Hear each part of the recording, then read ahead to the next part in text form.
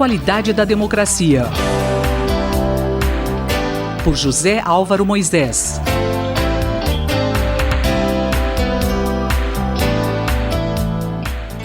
Professor José Álvaro Moisés, qual o tema da coluna desta semana? A coluna de hoje trata da crise que levou o partido do presidente Jair Bolsonaro, o PSL, a uma verdadeira convulsão interna. Na verdade, mais do que isso, o partido está lavando roupa suja em público e indicando a sua debilidade, a sua fragilidade e como, na verdade, existe uma dúvida sobre a natureza deste partido. Nas últimas semanas, nós vimos que o conflito se exacerbou de tal maneira que houve não apenas uma disputa entre um dos filhos do presidente querendo substituir o deputado delegado Valdir da liderança do partido, mas mais do que isso, levou também a que o presidente da República destituísse a sua líder do governo no Congresso, a deputada Joyce Hasselmann. Todos esses fatos ocorreram num contexto de baixaria e uma imensa dificuldade de que os atores da crise se apresentassem de uma maneira que faça sentido do ponto de vista da opinião pública. Para entender a crise é preciso,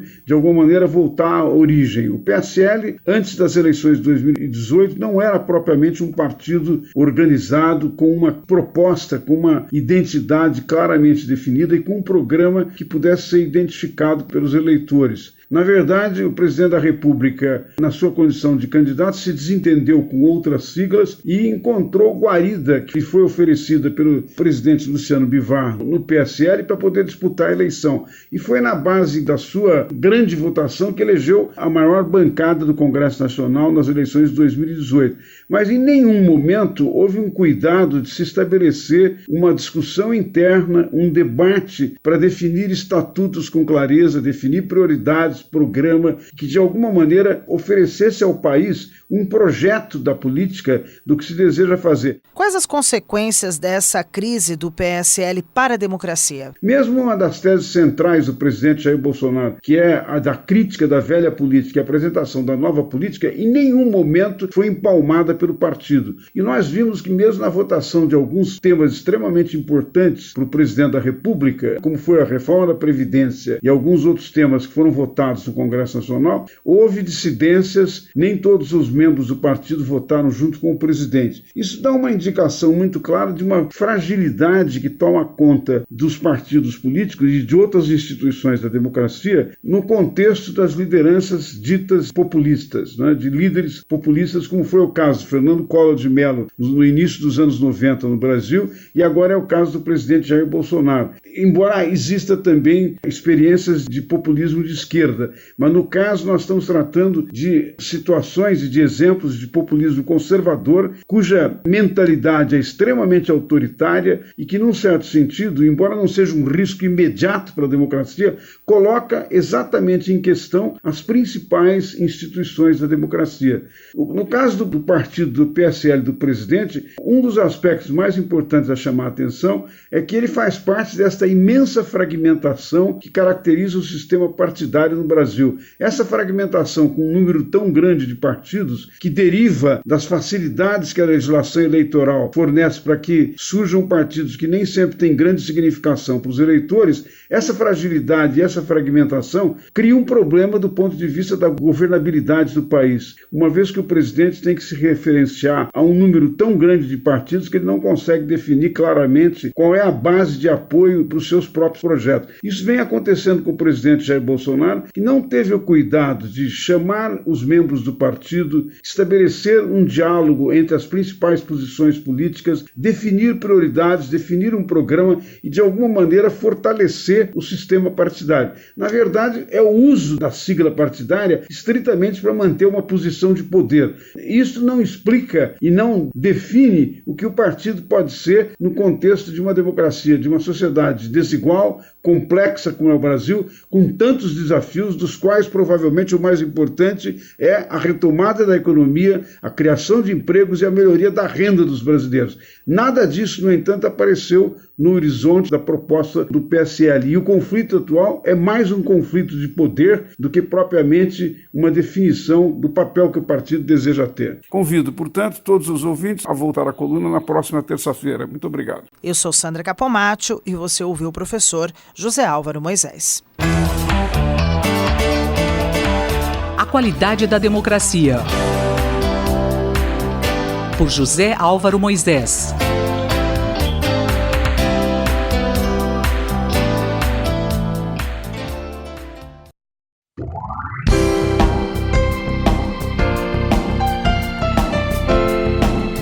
Diplomacia e Interesse Nacional, pelo embaixador Rubens Barbosa. Você é sempre bem-vindo ao nosso Diplomacia e Interesse Nacional. O tema de hoje, mais um capítulo na saída do Reino Unido da União Europeia. Embaixador, primeiro-ministro e parlamento inglês continuam não se entendendo e sem plano definido para o Brexit? Continua a disputa entre o primeiro-ministro e o parlamento inglês quanto à maneira como deve se efetivar a saída do Reino Unido da União Europeia. Johnson, na semana passada, conseguiu aprovar uma fórmula para superar o impasse e evitar uma fronteira física entre a Irlanda do Norte e a Irlanda. Esse era o ponto importante que estava pendente. Uma lei de setembro, entretanto, obrigava Johnson a voltar, o primeiro-ministro britânico, a votar o tratado até às 23 horas de sábado. Por isso se realizou a sessão do parlamento, a primeira vez em mais de 40 anos, para fazer essa votação. Mas um deputado conservador apresentou emenda para que, antes da votação do tratado, o tratado só fosse votado depois de aprovada pelo parlamento uma lei que submetia a legislação secundária relacionada com a saída do Reino Unido da União Europeia. A emenda foi aprovada, apesar da oposição do primeiro-ministro, tornando impossível a votação da saída da Grã-Bretanha. Na próxima semana, o primeiro-ministro anunciou que estaria enviando essa legislação complementar para o exame do parlamento, mas não daria tempo até o fim de outubro para completar essa legislação. Pela lei, o primeiro-ministro teria que comunicar a Bruxelas, à União Europeia, um pedido de adiamento por 90 dias, porque o prazo era que até sábado fosse tudo votado. Criou-se, então, uma situação surreal. O primeiro-ministro mandou uma carta sem assinatura pedindo adiamento para cumprir a decisão do Congresso, do Parlamento. E mandou outra assinada contra essa medida e que anunciou que não iria trabalhar a favor dessa prorrogação. Criou-se uma situação, portanto, inusitada, em que o primeiro-ministro envia uma carta não assinada para cumprir uma decisão do Legislativo. Cabe à União Europeia analisar esse pedido e aceitar ou recusar o adiamento. Se aceitar o adiamento, o que é mais provável, inclusive a primeira-ministra Merkel da Alemanha é a favor, o prazo fica estendido até 31 de janeiro do ano que vem. Se a União Europeia se recusar, a União Europeia, então, teria o prazo de 31 de outubro para concluir as negociações com o Reino Unido, e o Reino Unido teria que sair sem um acordo, o que seria a pior solução para todos. Assim, a situação no Reino Unido é caótica do ponto de vista tanto políticos como parlamentos estão se desgastando. Nas ruas, manifestações existem a favor do segundo referendo, uma nova votação para saber se o primeiro referendo, há 3 anos atrás, é confirmado e a União e o Reino Unido sairia da União Europeia, ou se revoga essa decisão anterior. Eleições gerais são também possíveis no meio desse caos político. Mas o Partido Conservador não tem interesse nisso, apesar das divisões internas, porque provavelmente o Partido Trabalhista ganharia. Há uma desmoralização do primeiro-ministro que começou com a Theresa May, se acentuou agora com Boris Johnson. Incerteza quanto ao debate nos próximos 90 dias sobre o que acontecerá com o primeiro-ministro acuado, sem partido, seu partido totalmente dividido e o poder na mão dos deputados. Eu sou Mário Santi e conversei com o embaixador Rubens Barbosa.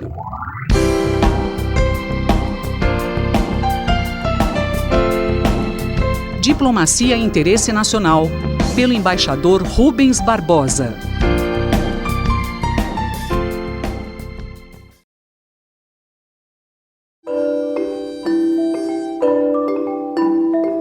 Minuto do Cérebro, por Otávio Pontes Neto.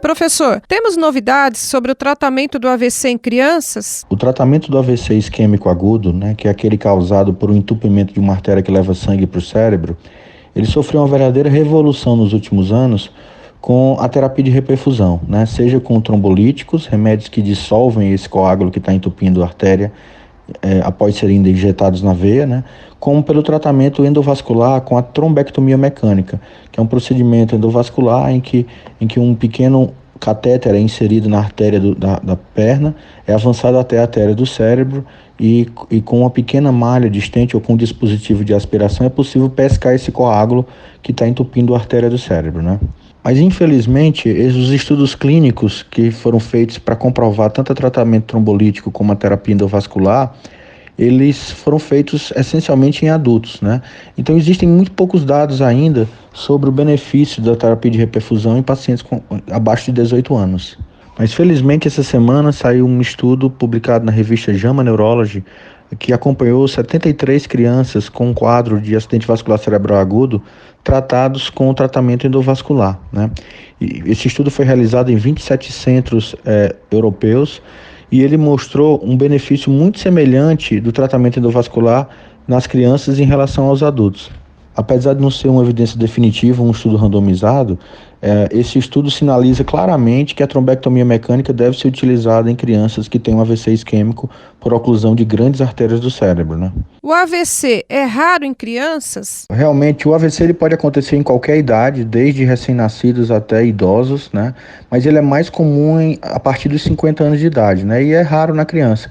Mas ele não é tão raro assim, na verdade, o AVC está entre as 10 principais causas de óbito na criança, E uma das dificuldades é que muitas vezes o AVC não é bem reconhecido pelos familiares ou por profissionais de saúde quando ele acontece na criança, Os sinais do AVC muitas vezes passam desapercebidos e são confundidos com crises convulsivas ou com outras doenças.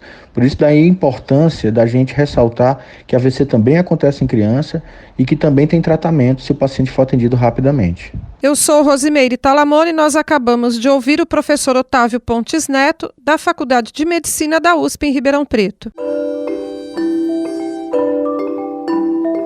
Minuto do Cérebro, por Otávio Pontes Neto.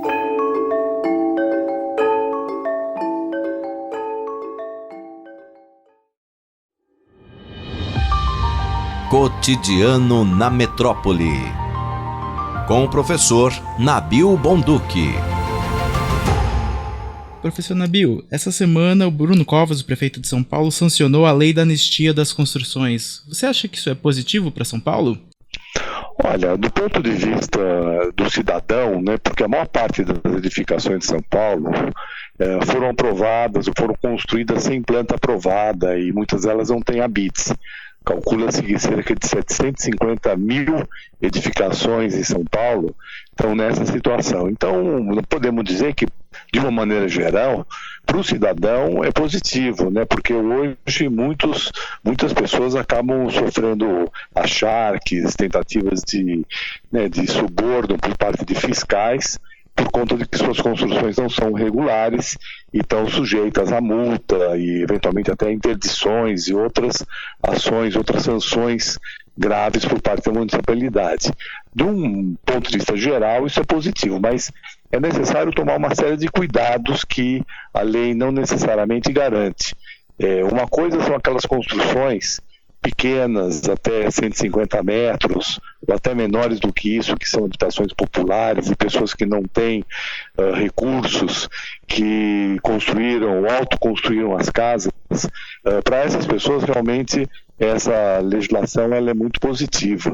Agora, o problema são as construções maiores, que burlaram a legislação para obtenção de lucros, e essa lei acaba, de certa forma, anistiando impostos atrasados e facilita enormemente a regularização sem nenhum tipo de sanção para os que construíram dessa maneira.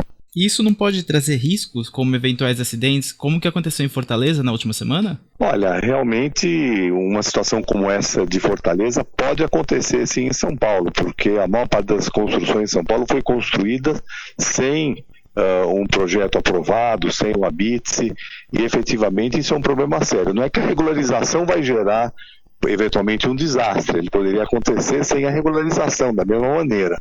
De qualquer maneira, a gente entende, nós, principalmente os arquitetos, engenheiros, aqueles que participam do processo de construção, entendem que esse processo de regularização, principalmente dessas construções de 1.500 metros, deveriam ser sujeitas a um processo um pouco mais elaborado, com uma participação mais efetiva dos profissionais, porque efetivamente, se acontecer um desastre desse tipo, de quem será a responsabilidade?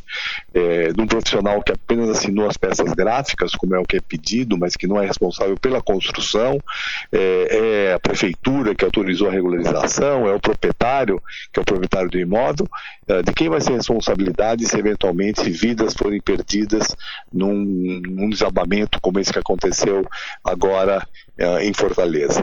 Nós, os arquitetos, há muito tempo defendemos assessoria técnica para projetos de habitação, porque esse é o caminho para que os profissionais possam participar da construção da cidade. A prefeitura deveria montar um programa de assessoria técnica, de modo que não só a regularização, mas a própria construção pudesse contar sempre com um profissional qualificado para poder desenvolver os projetos e acompanhar a construção. Eu, Denis Pacheco, conversei com o professor Nabil Bonduki para a Rádio USP. Cotidiano na Metrópole, com o professor Nabil Bonduki.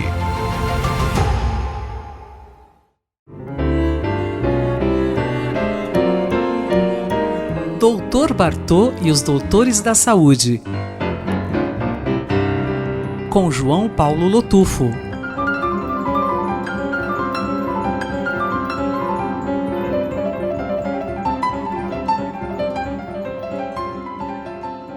Doutor João Paulo Lotufo, o senhor esteve fazendo várias palestras nesses últimos 15 dias. Qual a que mais lhe tocou? Veja, eu estive na semana retrasada em Porto Alegre, no Congresso Brasileiro de Pediatria. Depois, nessa semana, eu fui para Lajeado, Rio Grande do Sul, falar numa universidade. Passei por Curitiba, num congresso. E estive em Serra Negra, nesse último sábado, falando para o grupo Amor Exigente. Esse grupo é o que mais me impressionou. É um grupo que desde 1984 atua como apoio e orientação aos familiares de dependentes químicos e às pessoas com comportamentos inadequados.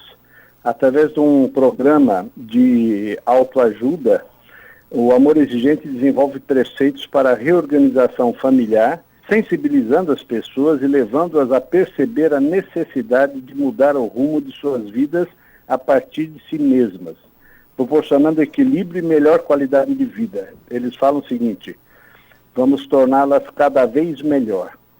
Eles atuam através de reuniões semanais, cursos, palestras, sempre com a dedicação e comprometimento dos milhares de voluntários espalhados por todo o Brasil.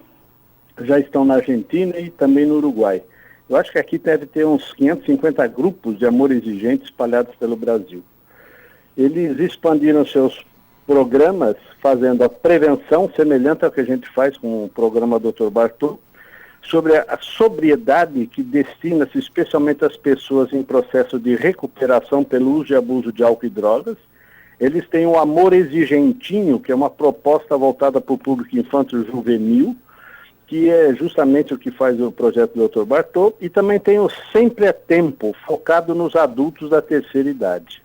É um grupo muito interessante, pois no anfiteatro lá de Serra Negra, estavam todos sentados na frente, 400 pessoas e ninguém no fundão, diferente de todas as outras palestras que eu já fiz, onde se concentra a maior parte das pessoas no fundão. Dr. Lotufo, por que essas entidades são tão importantes no combate às drogas? Ver pessoas, famílias, ex-dependentes trabalhando na prevenção de drogas e assessorando famílias de dependentes me comoveu.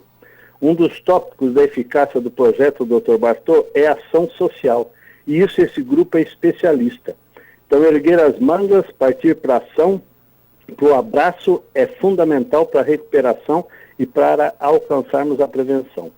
O próprio ministro Osmar Terra da Cidadania e seu braço direito, o Dr. Quirino, já disseram em público, no Fórum sobre Maconha do Conselho Federal de Medicina, que se não fossem as entidades religiosas auxiliando na recuperação e agora também na prevenção dos jovens e crianças de nossas cidades, a situação das drogas estaria muito pior. Eu vejo que o Estado não tem condições de atuar da maneira que essas federações atuam. A mobilização das pessoas é fundamental e lá estavam então 400 voluntários, o prefeito de Serra Negra, sua secretária de saúde e muitas outras pessoas. Mas pelo menos a nível federal as autoridades começam a perceber que através da união do Estado e da sociedade a prevenção pode funcionar e muito. Vamos prevenir. Esse é o caminho. Um grande abraço a todos. Eu sou Sandra Capomatto, você ouviu o Dr. João Paulo Lotufo, pediatra da Universidade de São Paulo, responsável pelo projeto Dr. Bartô. Dr. Bartô e os Doutores da Saúde, com João Paulo Lotufo. Um olhar sobre o mundo, com Alberto do Amaral Júnior. Dr. Alberto do Amaral Júnior, o que é o uso político do esporte? O uso político do esporte não é algo novo. Ele foi largamente praticado pelos regimes comunistas durante o período da Guerra Fria, pela antiga União Soviética, por Cuba e por países pertencentes à cortina de ferro. Esses países procuravam obter sucesso no esporte como uma forma de mostrar eventuais virtudes desses regimes. Mas o uso político, mesmo depois do final da Guerra Fria, continua muito intenso. Recentemente, na última semana, houve um jogo entre a seleção da França e a seleção da Turquia, em Paris. E os jogadores turcos mostraram sinais de lealdade e manifestações explícitas no campo de jogo, apoiando o governo turco na atitude que teve de reprimir os curdos para criar uma zona de segurança entre a Turquia e a Síria. E também na semana passada houve um incidente extremamente preocupante. Esse incidente consistiu em manifestações racistas no jogo entre a seleção inglesa e a seleção da Bulgária, em Sófia, na capital da Bulgária. Na arquibancada, a torcida búlgara expressou uma manifestação racista de grandes proporções. Agora, o que é mais preocupante é que estes atos vêm se constituindo uma realidade nas partidas de futebol entre grupos diferentes, seleções, entre times de futebol na Europa.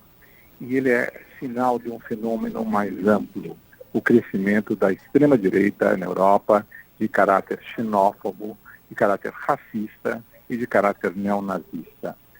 A grande preocupação hoje do uso político do esporte é com o crescimento da extrema-direita, com o avanço do neonazismo e do racismo, e da utilização desses ingredientes como formas de exclusão social. O esporte tem se tornado, assim, um meio de exprimir a vontade de alguns grupos e de exclusão de outros da cena política e da cena esportiva. O esporte que deveria ser um meio de aproximação, de congraçamento, de união entre pessoas, entre grupos sociais, entre povos. Professor, quais são as perspectivas daqui para frente? Bom, as perspectivas daqui para frente, infelizmente, têm a ver com o crescimento da extrema-direita e com a possibilidade da continuação desses atos. Mas, ao mesmo tempo, a denúncia desses atos nos alerta para uma tomada de consciência. Eu acho que essa tomada de consciência pode começar, no caso brasileiro, com a proibição e com uma conscientização por parte de todas as torcidas no Brasil de que atos racistas em relação a jogadores negros, em relação a jogadores nordestinos, de proveniência de regiões mais pobres do país, devem ser terminantemente condenados pelas torcidas, pelos dirigentes de futebol, pelas lideranças políticas de todos os partidos.